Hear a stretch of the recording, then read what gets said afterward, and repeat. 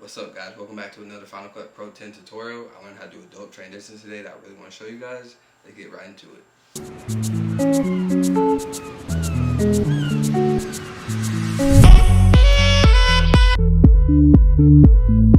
What's up, guys? So the first thing we're going to need to do to be able to do this cool transition is to go out and actually film your clips. You're going to need two different locations. It could be really anything. Just try to find something that's not the same so it actually looks like it's changing. You're not going to be too close to the camera or too far, you know, right there, center, perfect. And you're just going to drop it and catch it. And then once you're done with that, you're just going to go to your next location. Wherever, how far you were in the first shot, make sure you're that far in the second shot. And then you're just going to drop it and then just let it hit the floor. Okay, so now that we're in post, the first thing we're going to do is change our top clip where we're dropping it to 50. And then we're going to go to the y-axis and push it all the way to the top. And then once you're done with that, you're going to do the exact same thing with your bottom clip where you're catching it. And you're going to change that to 50 and then go back to the y-axis. And then you're just going to drag it to the bottom. Now that we have the two clips on top of each other, the next thing we want to do is align our clips. So go ahead and hit the transformation key. You're going to time your clips right so it's just perfect, like it's dropping at the same exact time and it looks like it's flowing through. And you might have to resize it, but just play with it as you go.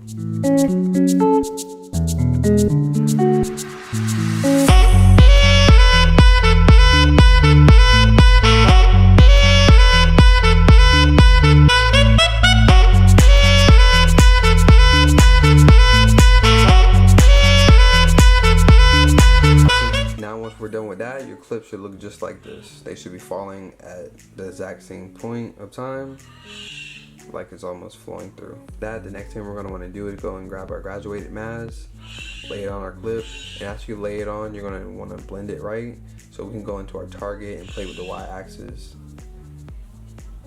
until we're almost blend. And then just to really get it blended even more, you're going to go into center and play with that too.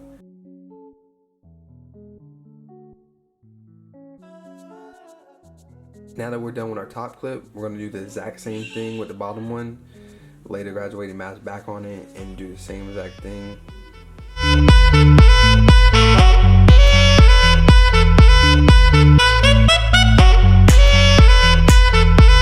The next thing we're going to want to do is make our clips into a compound clip.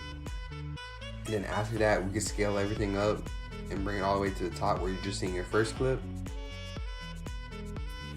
The next thing we're going to want to do is set a keyframe to where we're right about to drop. So once you find a good spot for that, set your keyframe.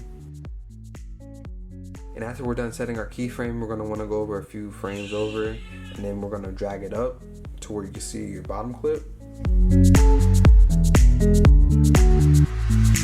And that's how your transition should look after you're done. I hope you guys enjoyed this video. If you have any questions at all, feel free to email me or to comment below.